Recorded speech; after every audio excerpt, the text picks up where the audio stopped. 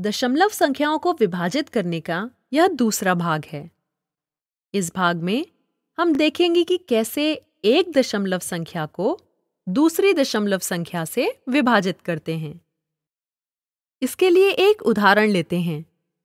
3.2 को 0.4 से भाग दें।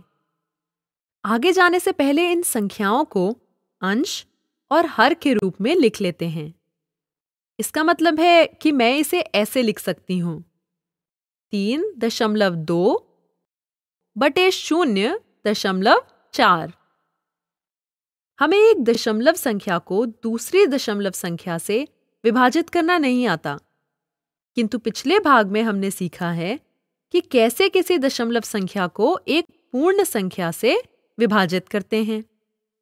इसका मतलब अगर हम 0.4 को किसी तरह एक पूर्ण संख्या में बदल लें तो हम विभाजन की यह संक्रिया कर पाएंगे।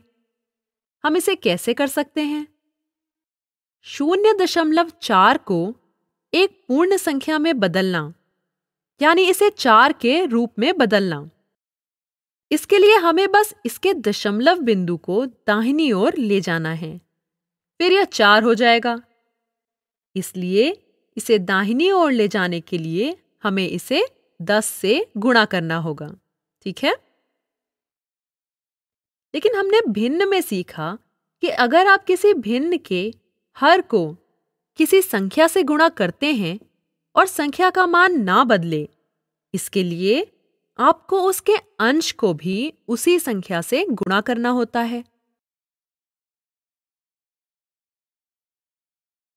इसलिए अगर हम इसके अंश और हर दोनों को गुणा करते हैं तो हमें एक समतुल्य भिन्न मिलता है, जो कि है 32/4। अर्थात हमें 32 को 4 से विभाजित करना है और हमें वो उत्तर मिल जाता है। और हम जानते हैं कि 4 गुणा 8 32 होता है, तो इसका उत्तर है 8। तो ये तो काफी आसान था, है ना? इसलिए जैसे ही हमने दोनों संख्याओं को 10 से गुणा किया, यह किसी पूर्ण संख्या के विभाजन जैसा हो गया। इसके लिए जो युक्ति अपनाई गई है वो भाजक को एक पूर्ण संख्या में रूपांतरित करने की है। भाजक का मतलब वो संख्या जिससे आप किसी संख्या को भाग करते हैं। आप इसे कैसे करते हैं? आपको दशमलव बिंदु को दाहिनी ओर ले जाना है और उसके लिए हमें उसे दशमलव के जितने स्थान हैं उसके हिसाब से 10, 100 या 1000 से गुणा करना होगा।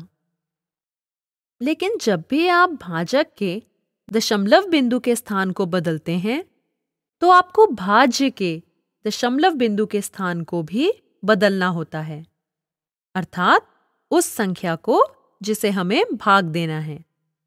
इसलिए यहाँ दोनों ही संख्याओं के दशमलव बिंदुओं के स्थान को बदलना महत्वपूर्ण है। जिसका विभाजन करना है और जिससे विभाजन करना है। जब तक आप दोनों संख्याओं के दशमलव बिंदुओं को नहीं भूलते, आप इसे सही नहीं कर पाएंगे। और इसका अगला चरण तो और भी आसान है।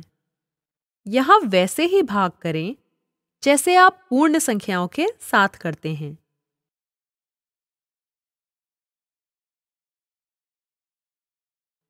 चलो एक उदाहरण लें।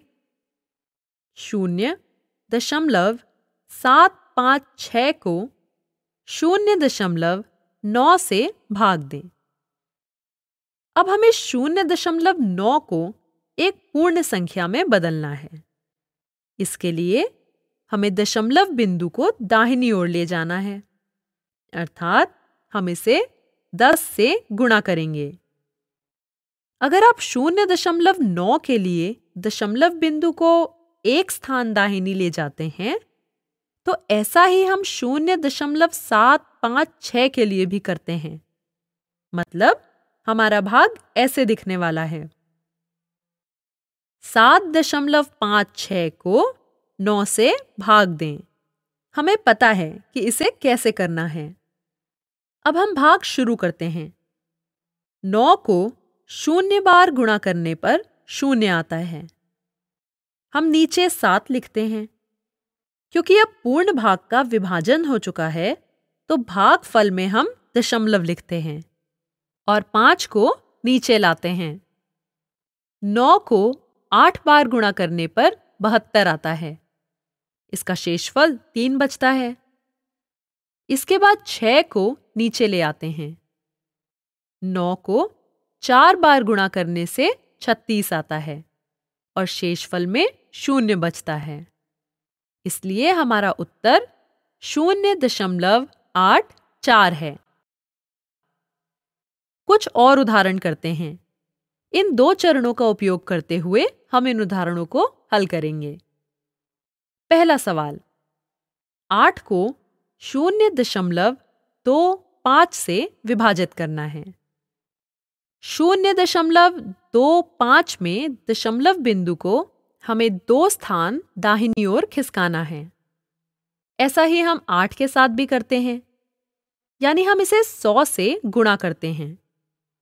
इससे यह विभाजन ऐसा दिखेगा। 800 को 25 से भाग करें। अब आप यहां क्या करते हैं? अब इसमें कोई दशमलव बिंदु नहीं है। यह पूर्ण संख्याओं को भाग करने जैसा है। अब भाग करने के समय हमें दशमलव बिंदु के बारे में सोचने की कोई जरूरत नहीं है। यह किसी भी नियमित पूर्ण संख्या के विभाजन जैसा है। 800 को 25 से विभाजित करते हैं। ये तो बहुत ही आसान है। 25 का 3 गुणा 75 है। इसका शेषफल 5 है। 0 को नीचे लाते हैं। 25 का 2 गुणा 50 होता है और 50 घटाव 50 बराबर 0। इसलिए आपका उत्तर 32 है। अगर समस्याएं थोड़ी अलग हों तो क्या होगा? अगर समस्या कुछ ऐसी हो कि 0.8 को 0.25 से भाग करें। अब आप दशमलव बिंदु को दाईं ओर ले जाते हैं तो भाजक को 25 बना देते हैं और भाज्य 0.8 80 बन जाता है। इसलिए आपका सवाल अब 80/25 हो गया है। अब आप फिर से समान तरीके से भाग करने की शुरुआत करें। 25 को 3 से गुणा करने पर 75 आएगा। शेषफल 5 मिलेगा। क्या आप यहां रुक जाते हैं? नहीं। हम जानते हैं कि इसके लिए दशमलव संख्या के अंत में हमें एक अतिरिक्त 0 लगाना है और हम आगे भाग करते जाएंगे। लेकिन यहां दशमलव संख्या है कहां? 80 तो एक पूर्ण संख्या है। पर आप जानते हैं कि 80 को 80.0 भी लिखा जा सकता है।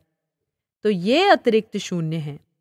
हम 80.0 लिखते हैं और 0 को नीचे ले आते हैं और भाग की संक्रिया को जारी रखते हैं। 25 को 2 से गुणा करने पर 50 मिलता है। 50 घटाव 50 बराबर 0। इसलिए हमारा उत्तर 3.2 होता है। एक और सवाल हल करते हैं। 3 को 0.4 से भाग दें। अगर आप दशमलव को एक स्थान दाहिनी ओर ले जाते हैं, अर्थात अगर आप दोनों ही संख्याओं को 10 से गुणा करते हैं, तो सवाल 30 को 4 से भाग करने का रह जाता है। अब इसे भाग करना शुरू करते हैं। 4 को 7 से गुणा करने पर आता है 28। 30 घटाव 28 बराबर है 2 के।